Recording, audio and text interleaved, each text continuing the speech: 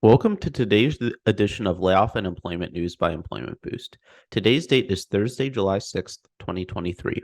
If you are an individual affected by a layoff, or if you are a company facing a reduction in force, click the link above now or in the description box below for more information about our firm's outplacement support services and how we can help you as an individual land on your feet faster and get into a new job as quickly as possible, or as an organization, how we can smooth the layoff process and assist with your reduction in force. Now, on to today's headlines. The Children's Place, a major children's wear chain, is laying off 181 employees, or 17% of its workforce, per an SEC document filed yesterday.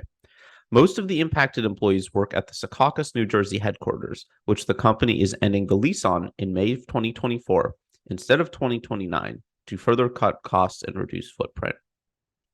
Over the rest of this year, the Children's Place is planning to close up to